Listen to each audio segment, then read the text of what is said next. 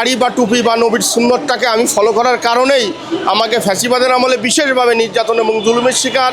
Even আমি ওই যারা ওই একটারা টিপ পরে পরে ছবি দিয়েছিল তারা প্রমাণ করতে চেয়েছিল যে আমি ঘটনাটা ঘটিয়েছি, কিন্তু আমি এটা সম্পূর্ণ প্রমাণ হয়েছে যে আমি নির্দোষ। তারপর আমার চাকরি চলে গেছে। আসসালামু আলাইকুম সুপ্রিয় দর্শক, আপনারা দেখছেন আল হেরা জেটিভি, সঙ্গে রয়েছে আমি হুসাইন মাহমুদ। এই মুহূর্তে আমরা দাঁড়িয়ে রয়েছি জাতীয় প্রেস ক্লাবের সামনে।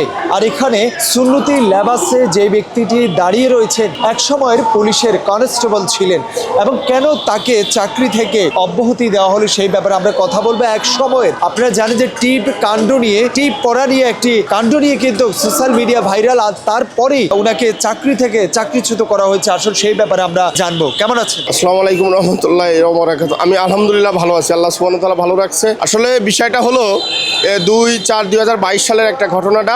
রাজধানী ফার্মগেটে শনিবারে নিয়োগ পরীক্ষা থাকার কারণে আমি আমার বৈধ বাইকটা নিয়ে উল্টা আসতেছিলাম। তখন একটা মহিলা, পরবর্তীতে ওনার নাম জানতে পারি, উনি তেজগা কলেজের শিক্ষক লতা সমর্দার। উনি যখন মোবাইলে কথা বলতে বলতে এসে ওনার অসাবধানতার কারণে এসে আমার বাইকের সাথে ধাক্কা লাগে। আর একটা বাইক যদি উল্টা যায় তা খুব স্পিডে থাকে না, এসে যখন ধাক্কা লাগার পরবর্তীতে আমাকে বলে এই বাসটা তুই উল্টা যেতে পারিস, গালিগালাজ করে আমাকে বিভিন্নভাবে।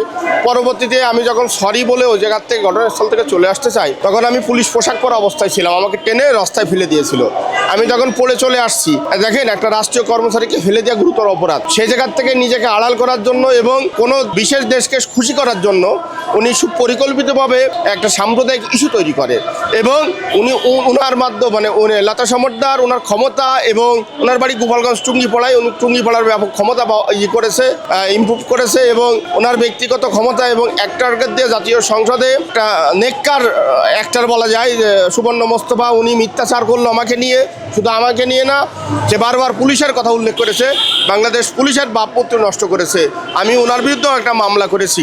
আসলে মূলত মেন ফোকাসটাই হলো যে আমি কেন দাড়ি বা টুপি বা নবীর সুন্নতটাকে আমি ফলো করার কারণেই আমাকে ফ্যাসিবাদের আমলে বিশেষভাবে নির্যাতন এবং জুলুমের শিকার।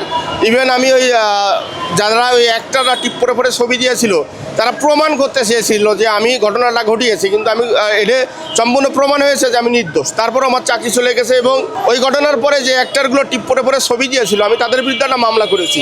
মামলার পরে আমাকে হত্যার চেষ্টা করেছে, 2বার গুলি করার চেষ্টা করেছে। আল্লাহ সুবহানাহু ওয়া তাআলা আমাকে হেফাজত করেছে, এবং আমি আসলে মানবতার জীবনযাপন করতেছি। এই চাকরি হারিয়ে আমি, আপনারা জানেন, অবগত আছেন, যখন আমার চাকরি চলে যায় তখন আমার সদ্য নবজাত সন্তান, আমি আমার প্রেস ক্লাব অবস্থান কর্মসূচি পালন করি। বর্তমানে আমার মেয়ে 4.5 বছর বয়স, কথা বলতে পারে। আমি ওকে মাদ্রাসায় ভর্তি করবো আর কিছুদিনের মধ্যে।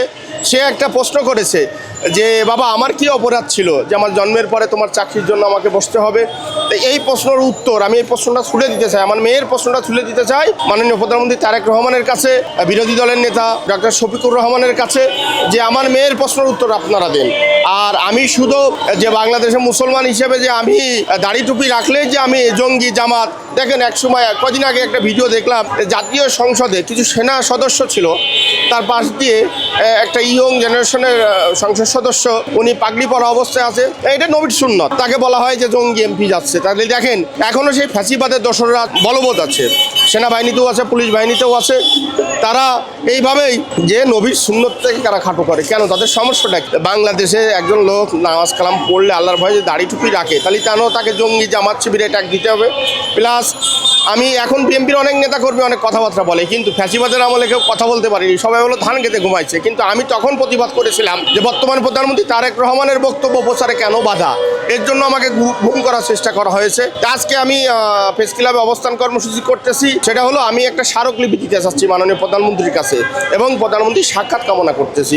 আমি যে আমার স্মারকলিপিটাতে আদৌ প্রধানমন্ত্রীর হাতে পৌঁছাবে কিনা এও নিয়ে আমি সন্দেহান প্রকাশ করতেছি।